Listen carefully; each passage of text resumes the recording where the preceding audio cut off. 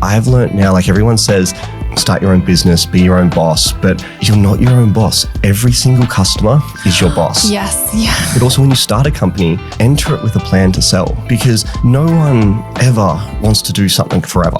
You're going to get to a stage where you're too old, family's more important, freedom's more important. Like if you build the strategy on how you're going to sell it, when are you going to sell it, what are you going to do? Same as when you buy shares or property or something like that. If you've got a plan, it's so much easier to action later. The Get Rich Slow Club podcast is a collaboration between Tash Etchman from Tash Invest and Anna Christina from Perla. The Get Rich Slow Club acknowledges the traditional custodians of the land we record on. From coast to coast, across land, waters, and communities, we pay our respects to elders past, present, and emerging. Any advice is general and does not consider your financial situation, needs, or objectives, so consider whether it's appropriate for you. Welcome to the Get Rich Slow Club podcast, where we take you from beginner to confident investor. where we can teach you everything you need to know about investing. So come get rich slow with us. Hello and welcome back. I've got Rob Hines with us here today. You might have heard our episode a little while ago where we spoke about the FIRE retreat that Anna and I went on. So it was a financial independence retire early retreat. It was actually run by this guy called Rob, and he's come to join me today. Hey Tash, it's good to see you. Thanks for having me today. Very exciting. Before we get into the episode, we're going to talk about your business journey, your FIRE journey, how you got interested in wanting to retire early, and also organizing an event with no experience. I think that's quite fun. But first, money win or money loss, what do you have for us? My money win is probably when I went to Sydney for the event. I jumped onto a ferry that went from Manly to Sydney Harbour and got to see the Sydney Harbour Bridge and the Opera House and got some great photos for like $10. It was one of the best rides I think I've done for that price. So yeah, I've never been on that ferry before. I highly recommend it. Have to do it. Yeah, because I feel like those tours would be quite expensive if you booked a boat to go see the Harbour Bridge. Yeah, and you can actually get photos or selfies right up as if you're standing right there with the water in the background. So amazing, meant to be. Yeah, I did that in New York. There was a water taxi, and you could kind of see the Statue of Liberty from the water taxi instead of booking like an actual boat tour. So that was pretty fun. That's so cool. Yeah. So the hack is get public transport. Yeah, you can't beat it. Perfect. My money win is I found this app called Too Good To Go. Have you heard of them? No, I haven't. It's like cafes or restaurants or shops that get rid of food that they have at the end of the day and you get it really cheap. So I'm trialing it by picking a $10 bag from a grocery store. So they give you stuff that's near the best before date. So I'm interested to see what I will get, but it seems like it'll be good. That's cool. Yeah, they have muffin break on there. Oh, awesome. So that'd be fun, if you get like heaps of muffins at the end of the day. Reminds me of one you said in the past, the adventure book. The adventure book? Yeah, is it like a coupon book? Oh, the entertainment book. That's the one. Yes, yeah. That was really cool. I actually purchased that afterwards and got some good value out of it. Yeah, I've got the app at the moment. Do you have the app? The app, yeah, it's so good. Especially when you get them on special, because sometimes they have like 99 cents like for 3 months or something, which is great. Especially when you're traveling around, it just gives you hints of places to go and see. So good if you're traveling around because then you can use them like so many more vouchers. Yeah. Yeah, when you're just in Perth, you're like, okay, I've used all the Perth ones now. Yeah. But so many more places everywhere else. 100%. Amazing. So financial independence, retire early. What does that actually mean to you? So financial independence to me means just having the freedom to go where I want, do what I want, and spend time with the people that I want and not have to worry about the normal burdens of, do I have to go to work on this day? Do I have to put in leave?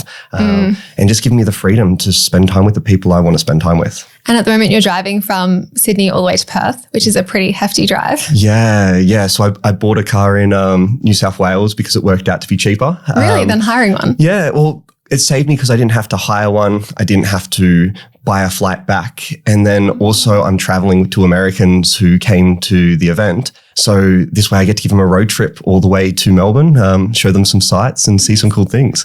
Are you looking forward to you're in Melbourne at the moment for context. Are you looking forward to that last trip back to Perth? I'm looking forward to getting to Adelaide.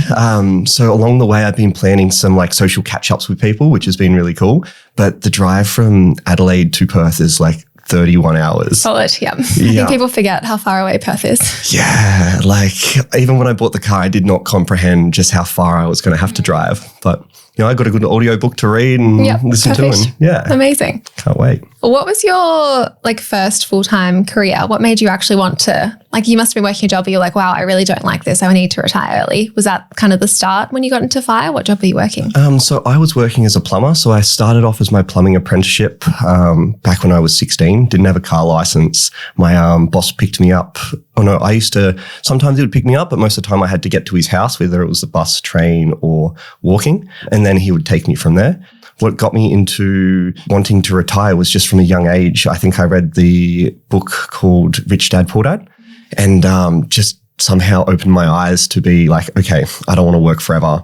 This is what I want to do. It wasn't until around 2019 I actually found out about the fire community. So how did you find out about it? I bumped into a friend. Well, not a friend, just I bumped into an acquaintance and he started telling me about the process and said, this was something that I think you'd be interested in. Oh, okay. Yeah. So then he introduced me to Aussie Firebug and that just started a rabbit hole. I always followed the principles, but I didn't have targets of when would be enough. I just thought I needed all the money in the world, all the property in the world, all the shares in the world, which was not true. I just didn't know when enough would be enough. So yeah, when I first learned about it, I was like, surely there must be a catch to this. Why is everyone not working towards this? It can't be that simple. But I think we kind of make it so much more difficult in our heads, and society kind of tells us you need so much more to be able to retire. Yeah, that's right. And I never had a number. I just assumed that you needed a lot.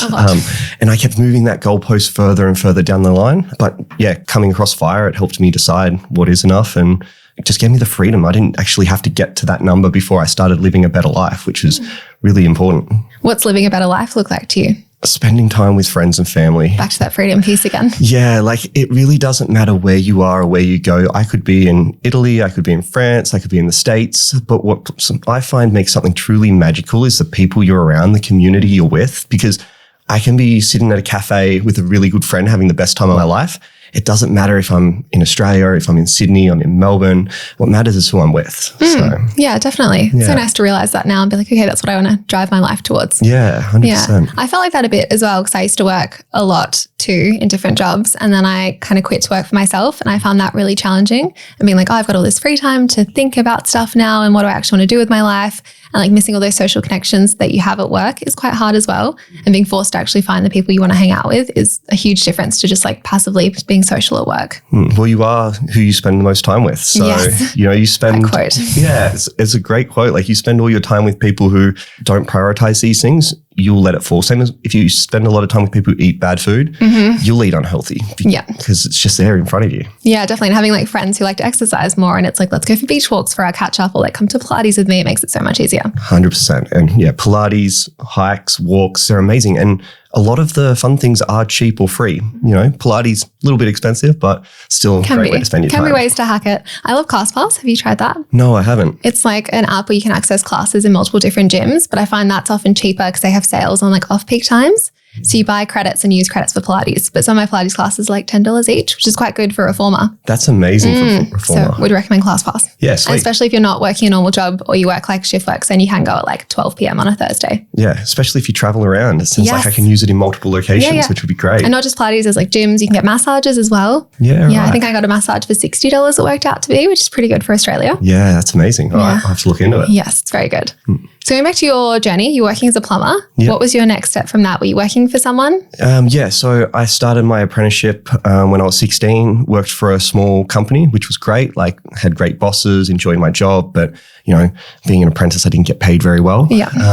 I had this idea that I wanted to make as much money as possible. I wanted to get into real estate because my parents basically drove around my local town and pointed out property. I never got involved or didn't know anything about if they ever bought anything, but they just made a habit of looking at houses, which... My parents did that. Is this a very Perth thing or a very Australian thing? It must be, an Australian thing. I was in, where was I? In Wollongong at the time. Oh, you went from Perth? No. So I grew up in Wollongong and then moved over probably about 24, 25 to get a job in the mines. So I wanted to earn as much money as possible. So obviously chased the mining money and that sort of stuff. So I went from working in domestic, did my apprenticeship, then went and worked in commercial, started to work on some larger jobs, and then moved over to WA when I got the chance to get a job in the mines.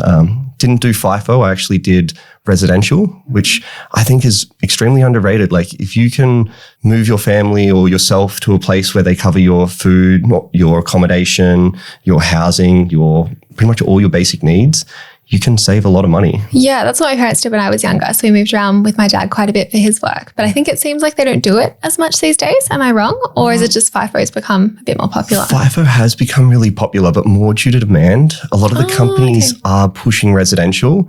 Depends on the company, but a lot of them are pushing residential, but people don't want to do it. So if you are looking into it, like I highly recommend just go to the town, call some people around there and you'll find a job pretty quickly. Yeah, even for allied health, like lots of OTs go and work in remote or rural places and you can get like a relocation bonus, like 10 or 20 grand to go, you get paid more. I think the biggest hack is you can't actually spend much money there unless you drink a lot. Yes. Like you can't get Uber Eats, you can't just like pop out to the shops as easily. Like things are closed, there's not like endless places to spend money. Yeah, that's right. And like far north WA, like people just go camping and you know, it's a four-wheel drive, but other than that, it's a relatively free hobby to have, you know? Yeah, or you make friends with four-wheel drives. Yeah, and go out with them. Friends with boats. I've got so many friends with boats, like highly recommended in northern parts of pretty much Australia. There's always someone keen to go out on a boat. So yeah, and it doesn't have to be forever as well. You could just say, I'm going to go do it for a year or two, save heaps of money and then come back. And like, it's a great hack. Yeah, 100%. Like I did it for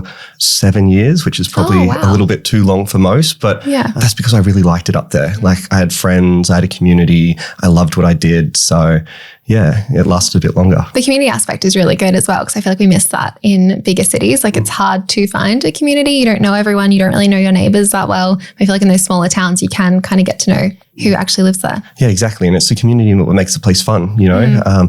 In a big city, you'll have people above, below, left and right, but you won't know any of them by name, you know. But if you're in a remote town, you know everyone in the town. You can't go to the shops without bumping into someone. Yeah, when you go to the pub and everyone's there on a Friday, like that's pretty fun. Yeah, 100%. Yeah. So you worked as an employee there and then I know you started your own business at some point as well. Yeah, so I was working for a mining company on an even time roster.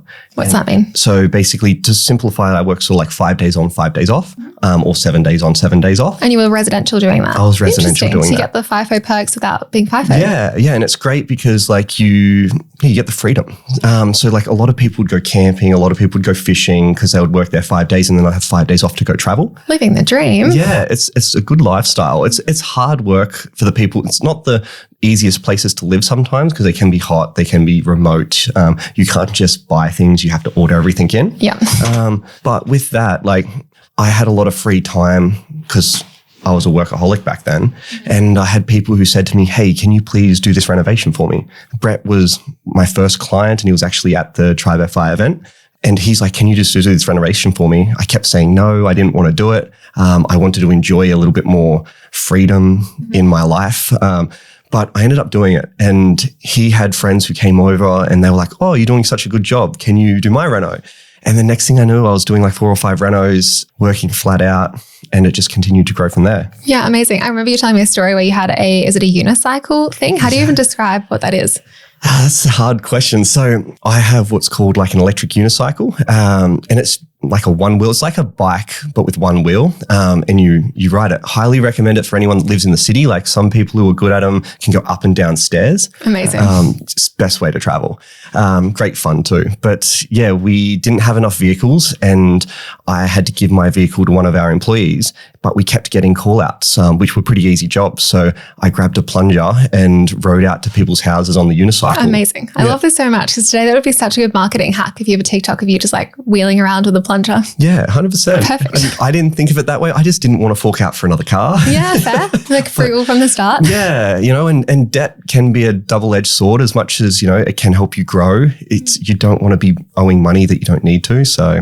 Did you ever take out a loan for business stuff? I never did. I was always against loans for business. So everything I earned went back into the business to help it grow. And every time we employed a new person, obviously expensive, a new vehicle, but it worked out well, you know. Yeah. When did you quit your actual job to do this full time? So I never quit my actual job. I actually quit my business. Oh, so you were always working the whole time? Yeah. And you just kept hiring more people? So yeah, because it was an even time roster, what I did was I employed an admin staff. I employed extra employees. So my first employee was actually one of my really good friends who lost his job in the town.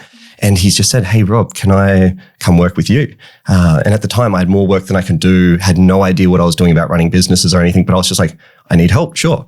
So he came on board and I gave him my car, and then I actually hired out a Camry, and I was actually doing work out of a Camry to start with because I wasn't ready to buy a second car. Drive. Yeah, another work truck. So I did that for a little bit. He worked out really good. And then I just put all my money into buying the next car. Always bought secondhand vehicles for an affordable price. And then just kept growing from there. Another person asked me for a job, and then an apprentice asked me for a job. And that's when someone actually said to me, because I considered it a hobby. I was doing it for fun because I just really enjoyed the challenge. Amazing. And someone actually said to me, you've got these 3 people working for you, they've got partners. Is this really just a hobby? Because if you're not getting work for them, how do they feed their families? How do they feed their partners? That's heavy, yeah. Yeah, that really sort of changed my mindset to, okay, this isn't just for fun anymore. This is actually a business. And then I put a lot more energy and time into making sure it was sustainable in the long term. Yeah. How did you feel with that realization of like, oh gosh, I'm actually responsible for people's lives now, not lives, but their livelihood and their income? I did not like it at first. No. It's a lot of pressure. But it was like a good thing because that's what pushed us to the next level.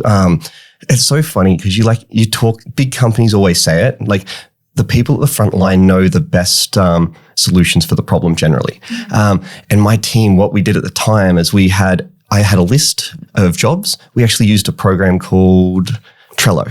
Oh, I like Trello. We use Trello for the podcast. Yeah, Trello's amazing. And I actually used that to manage my jobs. I had different suburbs in there, and basically all someone did was drag it over to complete when it was done, add all the notes, and we would manually enter it. We ended up upgrading to that shortly after, but on there had everyone's contacts, and all of the employees just had to call the person and say, hey, I'm on my way. They all really didn't enjoy that part, and they all pushed against it and said, hey, you need to employ an admin person. And I was thinking like, ooh, they're expensive. Like, you guys can just do it yourself. It takes a minute. Exactly. Yeah. It's only a phone call. Like, you guys can do it. It's not that hard. And they all got together and they're just like, Rob, you need to get an admin person. I'm like, look, I'm going to give it a go. I want you guys to feel empowered and you can give me advice. I'm going to actually listen to you. So I did it. One of the best things I ever did. Yeah. Like, oh my goodness. Like, they were happier. Customers were happier. It cost me money, but at the same time, we had less problems.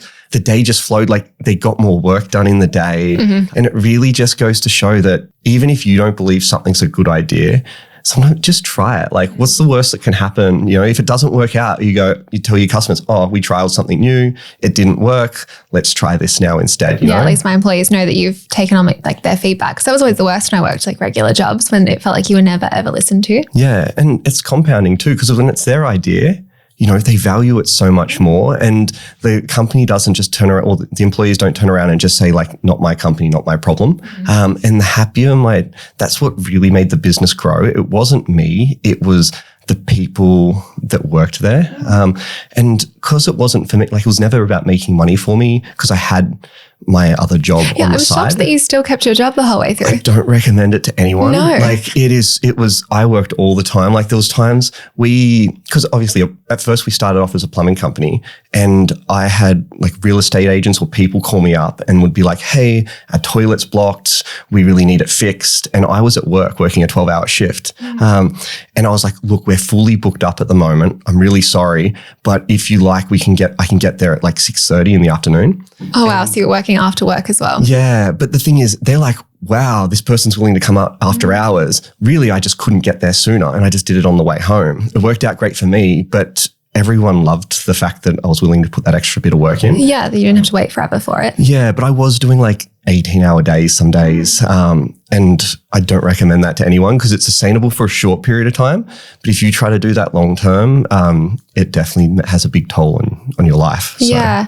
I had a job, it was like a support worker one, but we did 2.5 days on, 2.5 days off, and we lived at the group home. So it was kind of like FIFO, but not quite. But that was such a good hack as well, because I could work pretty much full time outside of that job as well, which is how I saved a lot initially. Yeah. But there's so many cool jobs out there where you can go and be like, okay, what kind of roster can I get? So I can build a business on the side or can build a side hustle. So it's like amazing that you did both. Yeah. And people just put it out there and say you can't do it.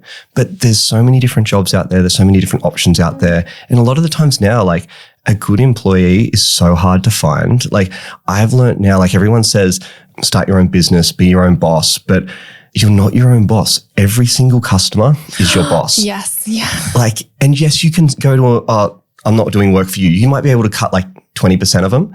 But if you've only got at the start like 10, 20, 50 customers, you can't really be just telling them go away. Yep. And then the next thing is all your employees become your boss, because if they're not happy, if they don't show up, or if they get upset in front of your clients and say the wrong thing or behave badly, that all affects you. And at the end of the day, as a business owner, the responsibility stops at you. I had one time where one of our staffs made a pretty big mistake and caused a bit of damage to someone's property.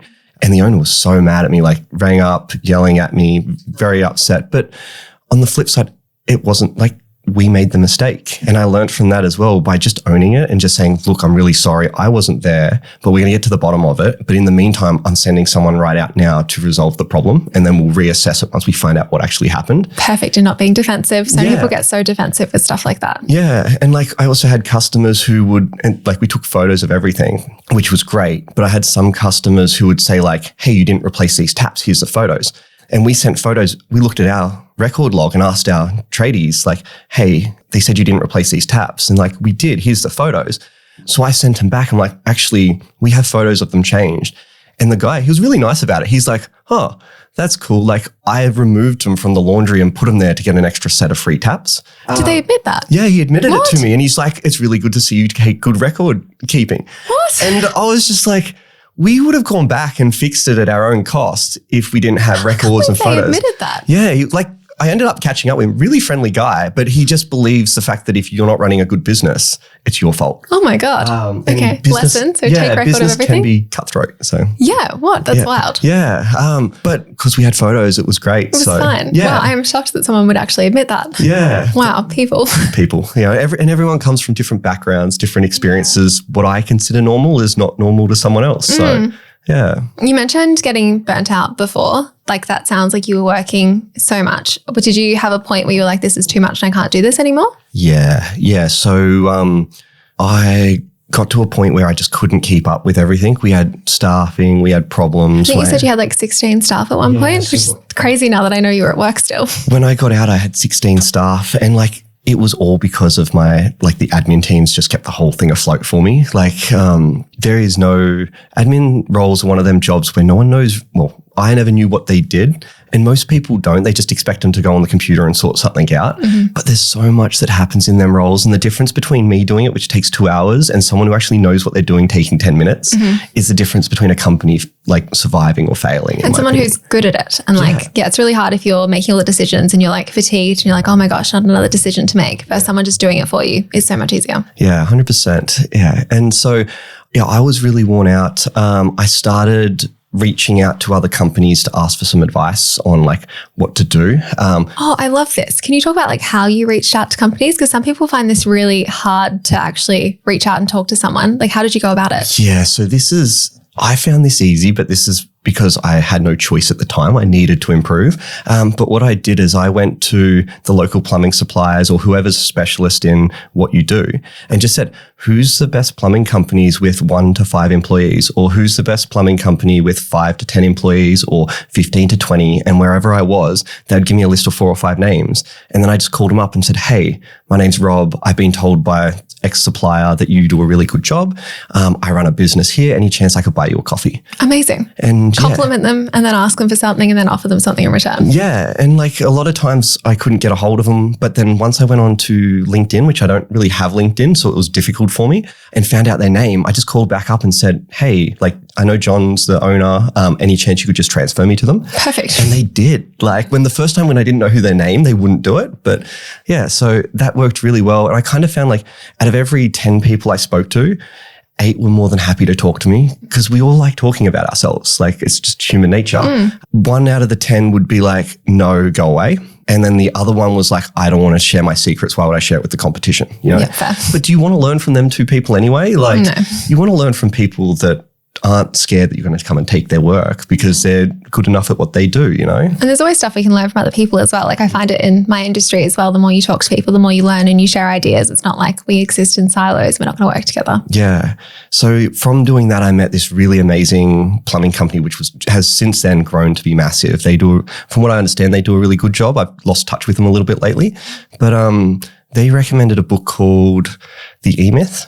The E-Myth. Yeah. I have to write that down. The E-Myth. Okay. Yeah, it completely changed my systems, my processes, and how I ran my business, which made it saleable. So then I spoke to a business broker and started the process of that to sell the business. And yeah, finally got in a way free from it, because when everyone's relying on you, like, and you're burnt out, you need to be brave and strong. And like, could you imagine going to work and your boss just being like, I can't do this anymore? Yeah, I've had enough. Yeah, it sucks so much when your boss is not doing well. And like, I know people have things going on, but it's really hard when you can't do anything without them kind of allowing you to do it or helping you through it. So yeah, I hope I didn't ever get that stage with my staff. A lot of my staff still talk to me now and still catch up with me now. So yeah, but it is the leader of the company, or the owner of the company is the leader, and you need to be strong and show your best self every time. And it seemed I was constantly making decisions to things I didn't know the answer to. I just had to pick something and go with it. I heard a quote a long time ago that said, like, be quick to make a decision, but slow to change it. I can't remember who said that. Oh, interesting. But yeah. basically you make the best decision you can at the time. And then if someone gives you different information, you assess it, you take it in, you think about it, but you don't make a change quickly, because too much change is bad. What's Stephen Bartlett's quote? It's like fail fast or something. Oh, fail fast, fail cheap. Maybe. I know Alan had a saying like that I really liked it. Alan Dollingan's. Yeah. Yeah. Yeah. Because he talks all the time about how like the most successful companies are the ones who try the most things and fail at them the most, but then find that one thing that works. 100%. And this is the thing, you don't know unless you try. Like, you got to put it out in the market and have a go at it. Like, I've got a couple of really good friends who are really entrepreneurial, like way smarter than me, have better business plans than me, but they've been doing market research for 3 to 4 years now and launched nothing. Yeah. And you don't know what's wrong with a website or wrong with your product until the customer comes back to you and goes, why is it like this? Why is it like this? Like, and then you can fix it. Because it's like, generally when they say this is not good, you go, okay, I need to fix that. And you go ahead and fix that problem. But if you don't have that, you can't think of everything. No, and like, you don't know what it's going to be like for you as well. Like, I can't imagine that you would have been like, yes, sure, I want 16 employees and this business to run this way. You just kind of like went with it and kind of saw what happened. Yeah, it was meant to be a hobby job, just a couple of days a week to keep me entertained. But yeah, as we got bigger and bigger. But imagine if you'd done that business plan initially and then you would have been like, oh no, like, I don't want a company with 16 employees. Like, this is too scary. Yeah. And imagine if you did the like finance modeling of that. So you're like, okay, I need to go buy 16 vans. Yeah. Wow. Yeah. And like, I need to set them up with tooling. I need to get a workshop for them all. You're like, okay, I need to borrow like $1.5 million to get this business up and running. When really you don't. You just start it with just yourself and you just slowly grow in a safe, sustainable way. You head on your unicycle. You don't even need a car sometimes. I don't know if I'd recommend that to people, but it's good fun. And everyone loved it. Like, yeah, I love like the adaptability of it. And like, they will just get it done no matter what. And sure, like, you will need tools at some point, but also fun to show the customers that you are like there and you're trying and you're like doing what you can with what you've got. And it was a great, it was a quick response time. So they're like, oh, someone's here. But then sometimes it was too big for me to fix with just a plunger. So we would organize a car to come. But in the meantime, I was there talking to them. You kickstarted the process. Yeah. So it worked really well. I love that. That was my favorite story. Thank you. And the one as well about calling people, because I feel like so many people just don't do that. And there's so much good knowledge out there if you just reach out to people. Yeah. And I feel like you've been really good at networking. Like, I am so impressed that you put together the retreat, even though you don't like social media and don't have social media. Yeah. Do you want to tell us a little bit about the retreat, how many people were there and how you actually got speakers and people to attend as some random guy online? Yeah, sweet. So it was quite a process. So I went on a trip to the US just for a holiday, found out about a couple of finance retreats or fire retreats, went to them and had just the best time ever. Like, I literally landed in Florida, got in a car with a couple of strangers that I never met before who took me out into the middle of nowhere for this campfire, which is a finance retreat. And there was 60 people there.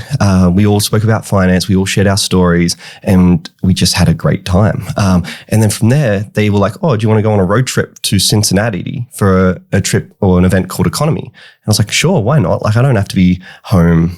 Yeah, I feel like I've skipped a part of your story. You sold the business. And then what did you do? Did you quit your job? So I sold the business and then, which just to clarify, selling businesses is not an easy process. If anyone ever looks at it, get advice and get help, I kind of just did it on the whim.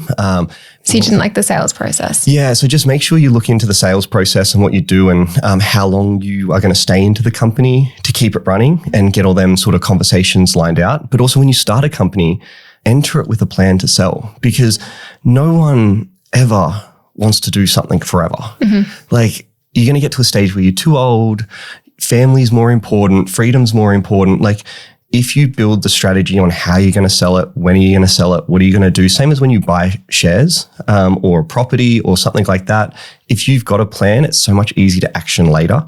I had no plan there. So you got the advice, you made it sellable, you sold it. Yep. And then what happened? So then I decided it was time for me to figure out what the purpose of my life was.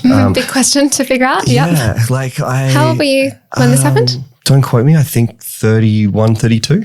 So Midlife crisis a little bit early. Definitely a midlife crisis sort of thing, because I didn't know like what I wanted to do. I knew I loved my full-time job.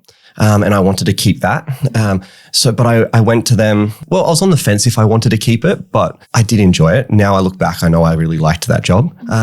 So I went to them and actually negotiated a career break, which gave me... Oh, amazing. Yeah. So I got it was originally 12 months, but I managed to extend it to 18, where I thought, I'm going to go full-time travel. I'm going to see the world. You ended up in the US. Cool. We've connected that bit now. Yeah. But I actually found out I didn't want to full-time travel. Yeah. Okay. So it just wasn't for me. And that's the thing. Everyone has their own niches and what they like. It's the same. I know people who have bought caravans and big four-wheel drives and then gone traveling and then realized we hate camping. This is a great point about testing something first before committing, because I found the same as well, right? I only like to travel maybe 6 weeks max, but 3 to 4 weeks is probably the best ideal for me. Yeah. And I love coming home for a quick reset, because otherwise it just gets a bit exhausting. Yeah. And it's a lot of socializing and small, I don't know, you don't have big conversations with people. So hi, how are you? Where are you from? And then you meet someone new the next day.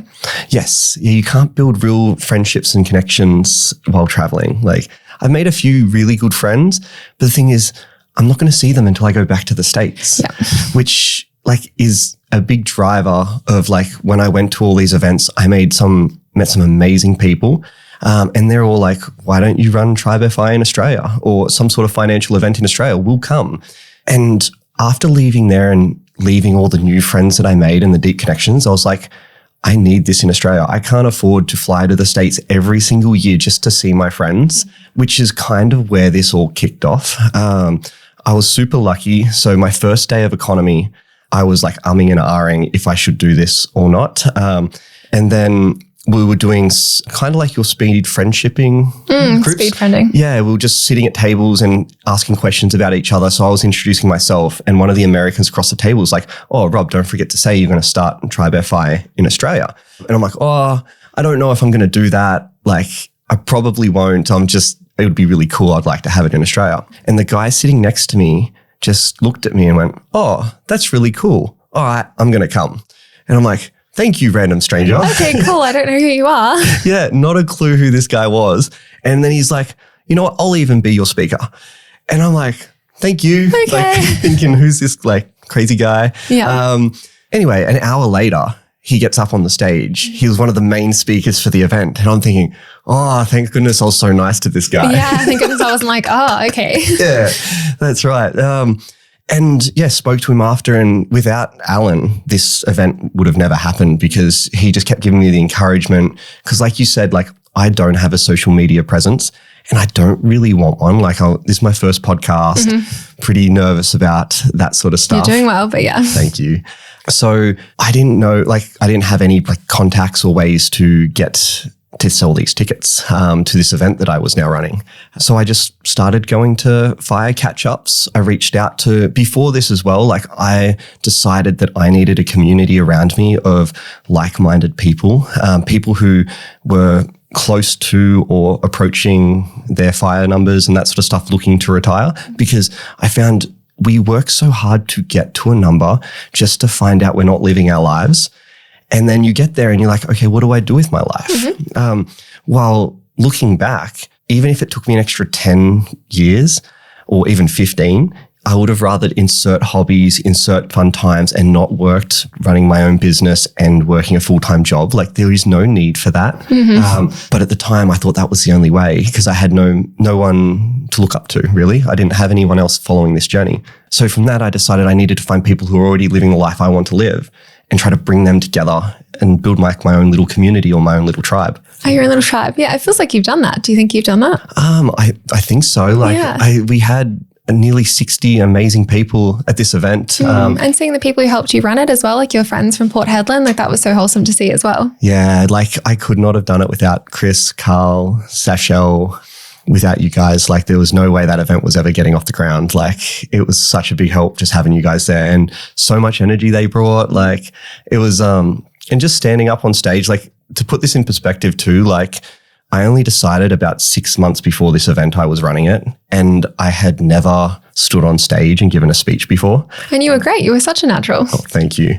Thank you. But Tom helped. Oh, did I mention Tom as well? You didn't mention Tom. Oh, sorry, Tom. Sorry, Tom. You're mentioned now. Yeah. But so Tom saved me at the end as well, because day one of the event, I actually lost my voice. Yeah. And Tom stepped up as MC and did an amazing job. Mm-hmm. So, and this is what it comes down to, by having friends, a community around you, like life is so much better and you've got people there to support you, because we're never always 100%, you know, we all need help at some point and there's nothing wrong with asking for help. So it's amazing, like the fact that you were so stressed about public speaking, you didn't really want to get on stage, but did you go and get speaker training or anything? You were just like, here, I'm going to wing it and hope for the best. Yeah, no. So I started doing public speaking training. So it was meant to be on 2 days a week, but life got busy and I went to a lot of it, but not enough. Nowhere, it takes more than 6 months to and a couple of classes to get good at it. Mm-hmm. But yes, I did training. I'm so grateful I did. But yeah, I will have to continue that so I continue to improve. Yeah, I think you get better the more you do it as well. And the more you're actually like in front of people in that situation. Like it's hard if you're,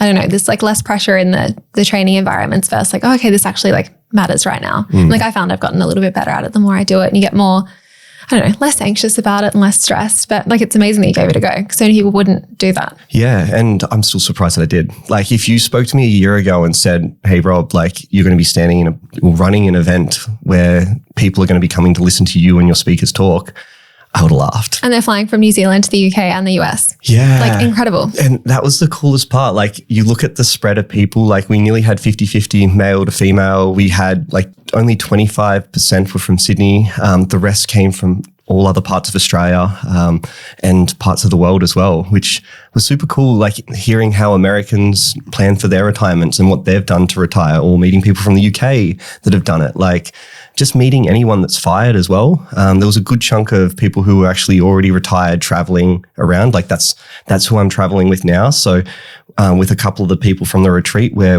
worked our way down to Melbourne, and they're going to hang out in Melbourne with me until they fly to Bali next to do another retreat. Amazing. You guys are all going to Bali together. Yeah. Like what a life now. Yeah, it's definitely a good life. I got a lot of work to catch up on when I finally get back to my work side of life, but where maybe I'm trying to pressure Rob into a Perth retreat, so everyone has to send him a message on Facebook and say you'll come if you want to go to Perth. Yeah, if I can get the interest in a Perth retreat, I would love to run a Perth retreat. Everyone probably knows Anna wants to see quokkas, but she couldn't see quokkas when she came to Perth because it was raining and there was no ferries. So fire retreat for the quokkas for Anna. Yeah, I'm definitely keen for that. 100%. That'd be great. And especially because I'm from Perth, like it made me so, well, I like Sydney, but it made me so sad running it in Sydney over Perth, but it just made sense for the first one. Yep, more people are in Sydney. Yeah, but 100%, if I can get the support to run one in Perth, I'm coming. I'm excited. Yeah, nice. We're all coming, yeah. Sounds good to me. Amazing. What was the biggest thing you learned from running a retreat with no retreat experience? Water. So make sure I'm supplying water. I think the first day. Oh, okay. I was like, what? Water? Okay. The little things went unnoticed at first, but the best thing about it was people want to see you succeed in this community. And throughout from the very start to the very end of the retreat, people gave me feedback, and a lot of it was just little things that I could fix on the day. We took notes and we're going to start implementing them next year as well.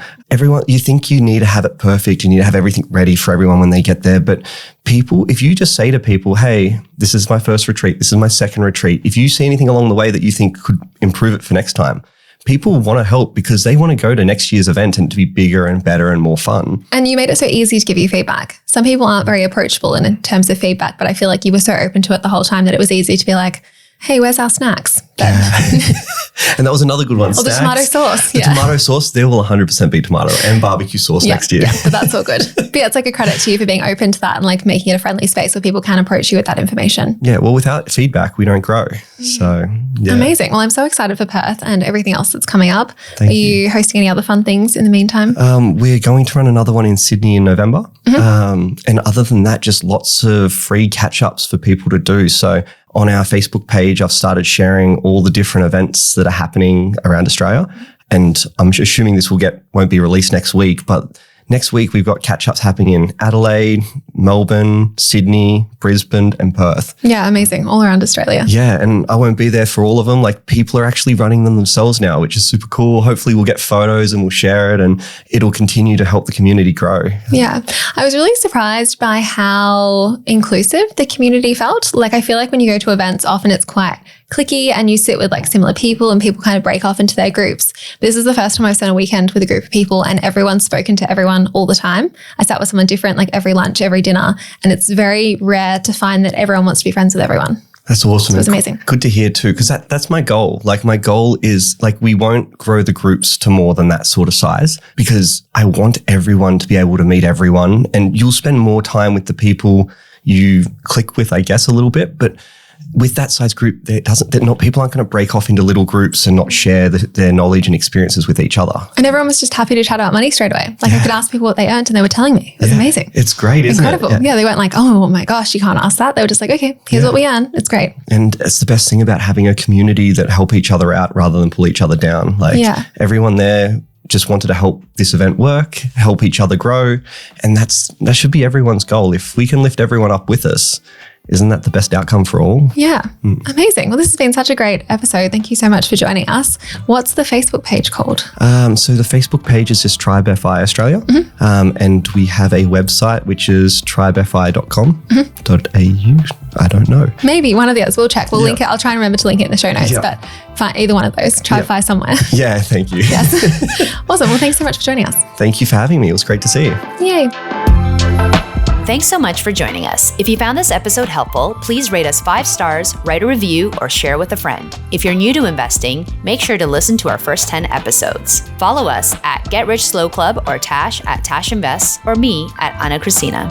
This show was brought to you by Natasha Etchman, who is an authorized representative 1299881 of Guideway Financial Services, AFSL 420367, and Perla, who is an authorized representative 1281540 of Sanlam Private Wealth, AFSL 337927. Knowledge is power, especially when it comes to investing. So make sure you check out our financial services guides and read the product disclosure statement and target market determination for any investments you're considering. See our show notes for more info.